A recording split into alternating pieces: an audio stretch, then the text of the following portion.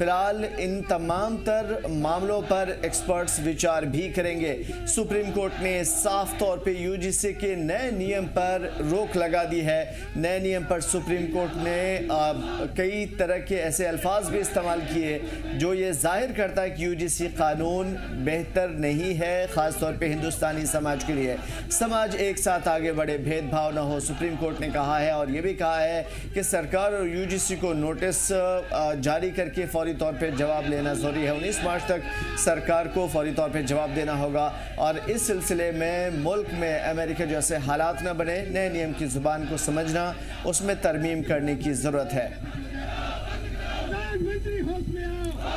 तो फिलहाल यूजीसी जो नया कानून बना था जिसके तहत जो प्रिविलेज लोग हैं या फिर वो लोग जिनको कहीं ना कहीं प्रताड़ित किया जाता है या ऐसे इल्ज़ामात लगते रहे हैं, उनकी प्रोटेक्शन के लिए सरकार ने कानून बनाया था, लेकिन अब सुप्रीम कोर्ट ने इस पर रोक लगा दी है। सीधा रुख करेंगे जम्मू का। ख्वाहिश ग्राउंड से जुड़े हुए हैं। ख्वाहिश, क्या कुछ चल रहा है यूजीसी के हवाले से इस वक्त?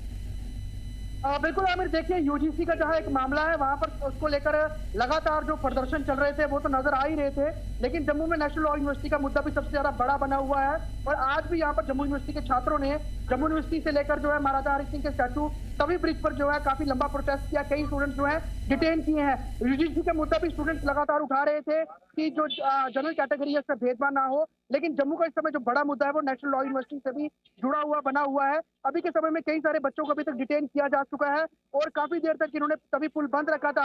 अब पुलिस ने जो है जहां पर जाम खुलवाया है वहीं बच्चे हट गए हैं, लेकिन ओवरऑल काफी ज्यादा संघर्ष जो है वो देखने को यहाँ पर सामने आया है। मेरे साथ कुछ लोग हैं, मैं उनसे बात करूंगा। नेशनल लॉ यूनिवर्सिटी का मुद्दा तो हमें नजर आ ही रहा है, लेकिन यूजीसी के ऊपर सुप्रीम कोर्ट ने जो है स्टे लगा दिया है। ये भी एक किस्म से कहीं ना कहीं जीत हुई है जो जनरल कैटेगरीज के लोग थे। किस तरह से दोनों इश्यूज को देखते हैं और क्या कहेंगे आप? देखिए, रहा यूजीसी का मसला, तो हिंदू समाज में कभी भी कास्ट सिस्टम नहीं था।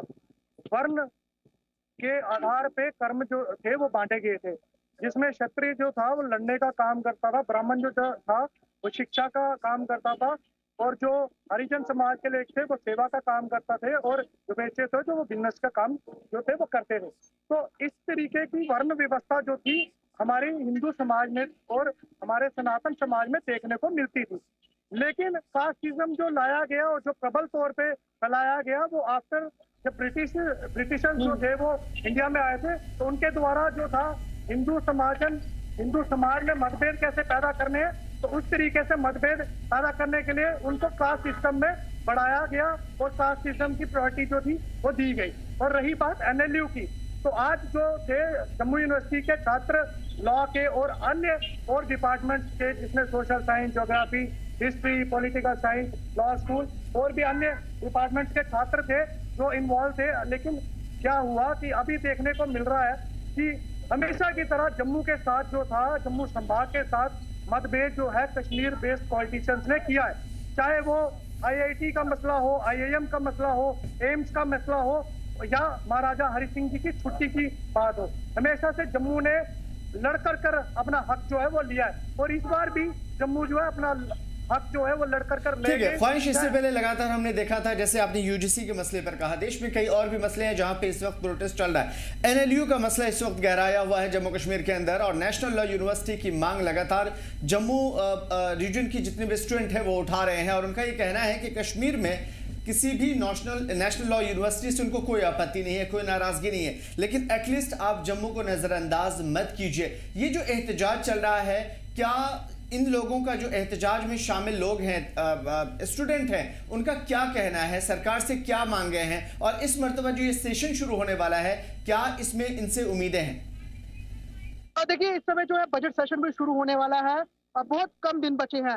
आप लोग जो है क्या नेशनल लॉ यूनिवर्सिटी को लेकर मांग कर रहे हैं? क्योंकि उमर अब्दुल्ला ने अभी तक ये कहा है कि हमने ये बनाना शुरू नहीं की है, इसके नियम हम बदल सकते हैं, चीजें हम आगे एनालाइज कर सकते हैं, लेकिन जम्मू जो उबाल पर है इस समय, आप लोग लगातार हम देख रहे हैं प्रदर्शन कर रहे हैं।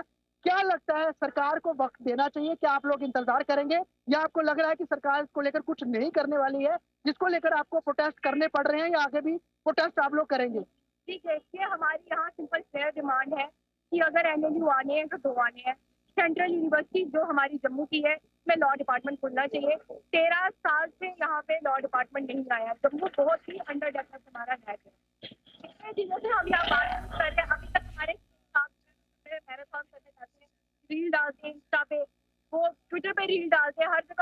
जवाब वो प्रॉपर उनका देते हैं। हमारा 20 दिन से यहाँ प्रदर्शन हो रहा है, हमारे सीएम साहब ने एक भी दिन हमें जवाब नहीं दिया। हमारी क्लियर डिमांड है कि 1 to 1 सीएम साहब हम हमें रिप्लाई दे कि उनकी मंशा हमारी तरफ क्या है, क्योंकि उनके मिनिस्ट्री की तरफ से उनके किसी मिनिस्टर ने, पता नहीं मुझे इतना अवेयर नहीं हूँ, किसी ने उन्होंने कहा है कि मैनिफेस्टो के अंदर एनएलयू जो है कश्मीर के लिए है। तो मैनिफेस्टो में उनसे पूछना चाहती हूँ कि जब इलेक्शन का मैनिफेस्टो बनता है तो वो एक प्रदेश के इलेक्शन के लिए बनता है। क्या इलेक्शन कश्मीर के इलेक्शन हुए थे? इलेक्शन जम्मू और कश्मीर के इलेक्शन हुए। अगर इलेक्शन जम्मू एंड कश्मीर के थे तो जम्मू में उन्होंने क्या सोचा है, हमें वो क्या देना चाहते हैं, हमारे लिए उन्होंने क्या सोचा होगा? हमारे बारे में भी उनकी कोई मंशा क्लियर होनी चाहिए। हमारे लॉ में बोलते हैं, क्रिमिनल लॉ में, जो मेरे वकील साथी हैं वो इससे बली बांटी, उनको पता होगा, एक्ट सीरियस का। और कोई कत्ल भी होता है ना, उसके एक्शन के पीछे एक्ट उसके पीछे एक मेंटरी होता है, एक इंटेंशन होती है। जम्मू वालों का 75 साल से कत्ल हो रहा है, हमारे पीछे सीएम साहब की क्या इंटेंशन है मुझे आज तक वो समझ नहीं आ रही, क्योंकि इनकी इंटेंशन कितनी क्लियर है, कितनी साफ है। अब बजट सत्र में आपको लग रहा है कोई अनाउंसमेंट हो सकती है, क्योंकि आप लोग लगातार प्रदर्शन कर रहे हैं, आज भी काफी देर आप लोग सड़कों पे रहे? हो सकती है, नहीं हो सकती है, हमें इसका कोई ज्ञान या कोई इल्म नहीं है, क्योंकि आज तक उन्होंने कोई रिप्रेजेंटेशन के लिए हमें नहीं बुलाया, कोई उन्होंने मीडिया में कोई एक नहीं बोली कि चीज हम बच्चों से मिलेंगे, बच्चों से बात करेंगे, बच्चे मेरे पास आए, हम उन्हीं के स्टूडेंट्स हैं। वो सीएम जो है जम्मू और कश्मीर के सीएम है, जो कश्मीर के सीएम नहीं है। मैराथन के लिए उनके पास टाइम है। जम्मू के बच्चे जो यहाँ सड़कों पे आज मैराथन कर रहे हैं, हम भी दौड़ रहे हैं, हमें लग गई है। देखिए आमिर, मैं आपको ये देखिए, आप तस्वीरें देखिए, हाथ इनको चोटिल हुआ है, यहाँ पे काफी चोट लगी है हाथ पे। ये महिला है और ये पुलिस के साथ जब इनको खींचतान हो रही थी, उस दौरान ये स्टूडेंट्स हैं, ये इनके हाथों से खून तक निकला है। तो आप देख सकते हैं कि ये एक एजिटेशन लड़ रहे हैं। मैम, आपका क्या नाम है? और मुझे बताइए, बच्चे डिटेन किए गए हैं, पढ़ने वाले बच्चे जो है उनको डिटेन किया जा रहा है, उनको गिरफ्तार किया जा रहा है, कितना बड़ा सेटबैक है और क्या एक बड़ा ये इस आंदोलन में आपको लगता है कि सियासीकरण करने की कोशिश की जा रही है राजनेताओं द्वारा? बिल्कुल बिल्कुल की जा रही है। हम लॉ स्टूडेंट हैं, हमारा डे 1 से हम लीगली बात कर रहे हैं। हम बोल रहे हैं कि एनएलयू एक्ट जब बोलता है, उसकी सेक्शन 3 जब ये बात बोलती है कि भाई एक स्टेट में 2 एनएलयू आ सकते हैं, तो सीएम साहब क्यों नहीं आके हमसे 1-on-1 बात कर रहे? हम नहीं चाहते कि हम आके यहाँ पे प्रोटेस्ट करने बैठे। जब एक किसी कंट्री का या किसी स्टेट का पढ़ने वाला बच्चा आके बैठ के आपसे कुछ डिमांड कर रहा है ना, तो वो कोई अपनी हक की बात कर रहा होगा, वो आपसे बेफजूल चीज नहीं मांग रहा है। आप हमसे 1-on-1 बात करें। सीएम साहब का एक जगह इंटरव्यू था, इनको आईआईटी तो दी है, मतलब आईआईटी दी है, तो अगर हम ऐसे गिनवाने पे आए, आप तो 2 स्टेट की लड़ाई लगवाने पे तुल गए। कश्मीर का अलग हिस्सा है, जम्मू का अलग हिस्सा है, ये क्या बात है? आपने डेवलपमेंट करनी है, दोनों जगह गए, साथ की डेवलपमेंट करो। आप दो ना एनएलयू हमें भी। हमने नहीं आज तक बोला कि वहां पे सेंट्रल यूनिवर्सिटी में लॉ है, इधर सेंट्रल यूनिवर्सिटी में लॉ नहीं है। 13 साल हो गए, मेरे भी फ्रेंड ने भी बोला कि 13 साल हो गए, अभी तक सेंट्रल यूनिवर्सिटी में लॉ नहीं आई, तो हम बच्चे कहाँ जाए? हम किसको जाके बोले? हम अपने सीएम साहब को ही बोलेंगे ना। हाँ, जम्मू के लिए उन्होंने क्या सोचा हुआ है, जम्मू के लिए भी तो कुछ सोचो। हम क्यों बच्चे यहाँ पे आ रहे हैं, हम क्यों बार बार आके प्रोटेस्ट कर रहे हैं कि हमारी बात सुनी जाए? 20 दिन हो गए हैं, अभी तक किसी की तरफ से कोई रिप्लाई नहीं आया है, कोई रिवर्ट बैक नहीं आया, और जब तक रिवर्ट बैक नहीं आएगा, हम बच्चे अपनी मांग से नहीं हटेंगे। आमिर साहब तो सुन लिया है, इनकी यही बात है कि उमर अब्दुल्ला लिखित में जब तक नहीं देते हैं कि कश्मीर के साथ जम्मू रीजन में भी जो नेशनल लॉ यूनिवर्सिटी है वो दी जाएगी, तब तक ये लोग नहीं पीछे हटेंगे और कंटिन्यूस प्रोटेस्ट चलते रहेंगे। आज कई बच्चे चोटिल भी हुए हैं, जो महिला स्टूडेंट्स हमने देखा कि इनके हाथों पे किस तरह से ब्लड तक निकल रहा है, कई स्टूडेंट्स को डिटेन किया गया है, और यहाँ पर अभी मैं बताऊं आपको और भी स्थिति बिगड़ सकती थी। हालांकि बिल्कुल जिस तरीके के धक्का मुक्की की तस्वीरें हमने देखी हैं और जिस तरह के हालात बने हैं, यकीनन ये तस्वीरें भयावह हैं, लेकिन उसके साथ साथ जो मांगे हैं, एटलीस्ट सरकार को ये सुनना होगा और ये देखना होगा कि इन तलबा के स्टूडेंट्स की जो मांग है वो कैसे फुलफिल की जा सकती है, ताकि दोनों जगह के, दोनों रीजन के तलबा को फायदा हो और किसी के साथ ना इंसाफी ना हो। शुक्रिया ख्वाहिश तमाम मालूमात के लिए।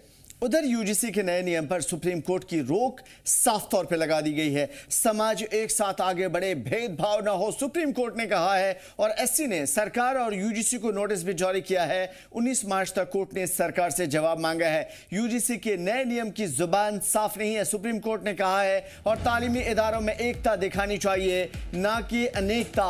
मुल्क में अमेरिका जैसे हालात ना बने। नए नियम की जुबान में तरमीम की जरूरत है। अभी पुराने नियम ही जारी रहेंगे। नियम पर एक्सपर्ट्स अपने विचार करेंगे और उसके बाद अपनी राय देने के बाद फिर से नए नियम पर गौर किया जाएगा। लेकिन अभी तक फिलहाल इस नियम को लागू नहीं किया जाएगा। यूजीसी के नए नियम पर सुप्रीम कोर्ट की रोक लगी है। समाज एक साथ आगे बढ़े, भेदभाव न हो, सुप्रीम कोर्ट ने कहा है।